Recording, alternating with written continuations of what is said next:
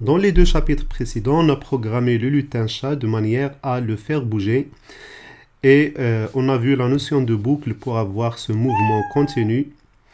Et on a corrigé aussi la marche du chat en jouant sur les costumes. Alors j'arrête. Alors remarquez que lorsque le chat est sélectionné, le lutin, ici j'ai l'onglet costume qui permet de gérer les costumes du lutin. Ça on l'a vu déjà. Alors supposons maintenant que vous cherchez à développer une histoire interactive et vous cherchez à changer votre scène d'un passage à un autre. C'est comme dans une pièce de théâtre réel, on cherche à changer la scène d'une séquence à une autre.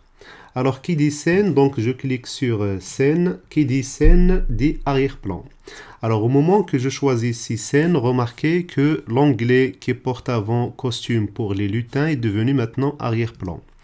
Alors une scène, donc là, remarquez 2, est composée de plusieurs arrière-plans. Donc la scène c'est toujours la même bien sûr, on change juste les arrière-plans.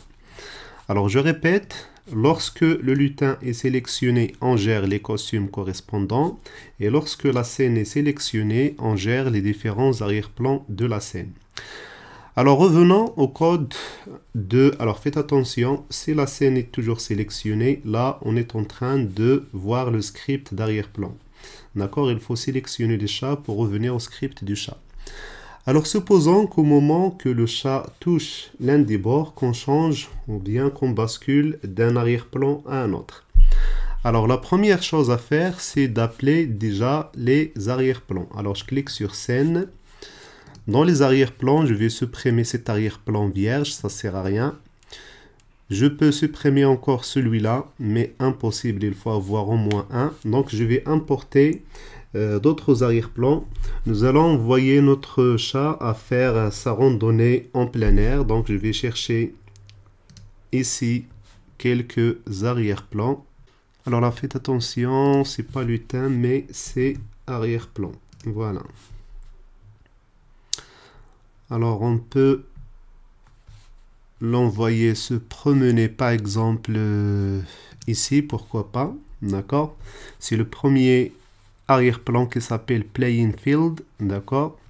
Je peux importer un autre pour la démonstration. Alors je vais choisir, il est où.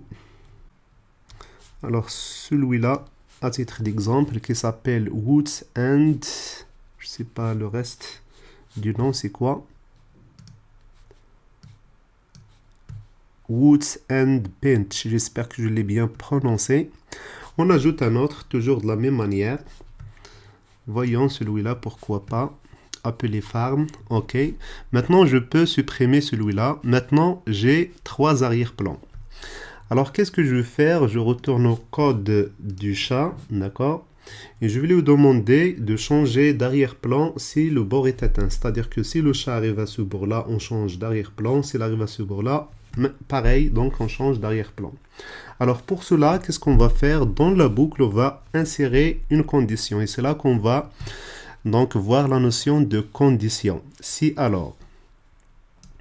Alors si quoi? Si le chat touche le bord. Alors là, on va trouver ça dans capteur. Donc touche le, voilà, je l'insère ici. Donc lorsque je dis touche, puisque je programme le chat, donc si le chat touche quoi? S'il touche le bord. Donc là, j'ai dans la liste déroulante les choix. S'il touche le bord, alors qu'est-ce qu'on va faire? On demande de changer d'arrière-plan. Donc qui dit changer d'arrière-plan, c'est de l'apparence. Donc on va le trouver dans apparence, basculer sur l'arrière-plan. Et on va choisir non pas farm, mais arrière-plan suivant. Alors maintenant, si j'exécute, on va voir la démonstration. Remarquez lorsque le chat touche au bord de droite. Alors rien ne se passe ici, je vais vous dire pourquoi. Alors je vais arrêter l'exécution. Alors remarquez que dans la boucle, je demande dans cette instruction rebondir si le bord est atteint. Je demande au chat de rebondir s'il atteint le bord. Et après, je viens faire le test, est-ce que le bord est touché? Bien sûr, il n'est pas touché parce qu'il s'est séparé du bord. Donc, qu'est-ce que je devrais faire? Je devrais changer l'ordre d'exécution de ces deux instructions. Alors, pour décomposer mon script, si je clique sur l'une des instructions, je glisse toutes les instructions qui se trouvent au-dessous. Alors, pour décomposer ces deux instructions, je dois commencer en bas, d'accord? Maintenant, je vais insérer cette instruction au-dessous. Je clique sur l'instruction supérieure et je glisse pour imbriquer les instructions et les coller au reste du script. Alors maintenant, si je fais le test maintenant, voyons lorsqu'il arrive à ce bord là. Hop, c'est parti, donc il vient de changer d'arrière-plan. Pareil, donc on est en train d'exécuter la boucle. Est-ce que le bord est touché? Non. S'il est touché, il va basculer vers l'arrière-plan, comme vous pouvez le remarquer, il va rebondir. Maintenant, c'est bon. Alors, au moment d'exécution de programme, je peux demander de commencer par un arrière-plan spécifique. Alors, comment faire ça? Donc, j'arrête l'exécution, pardon. Si j'exécute le programme à nouveau, il va continuer sur cet arrière-plan. D'accord? Et si je veux forcer le programme à commencer par un arrière-plan spécifique, donc si j'arrête à ce niveau-là, je peux lui demander donc de commencer par un arrière-plan que je choisis moi-même.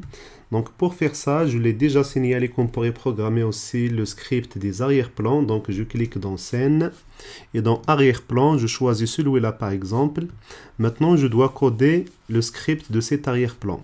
Dans code, remarquez qu'il est sélectionné. Maintenant, je peux coder le script propre à cet arrière-plan. J'insère quand le drapeau vert est cliqué, qui est l'événement déclencheur de tout le programme. Et je vais lui demander de basculer sur l'arrière-plan. Quel arrière-plan? Donc, c'est l'arrière-plan. Alors, voyons comment il s'appelle. Dans les arrière-plans, il s'appelle Playing Field. Donc, je vais choisir Playing Field. Maintenant, si j'exécute, je suis sûr qu'il va commencer par cet arrière-plan. Alors, essayons de passer à un autre. Voilà, j'arrête à ce niveau-là. Si j'exécute à nouveau, il va commencer par l'arrière-plan que j'ai défini, Playing Field. J'exécute, voilà.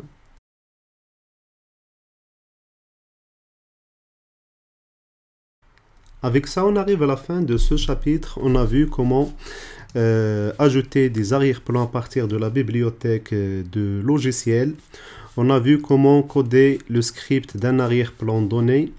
Et on a vu comment, dans le script de chat, comment basculer d'un arrière-plan à un autre. Je vous donne rendez-vous dans le prochain chapitre.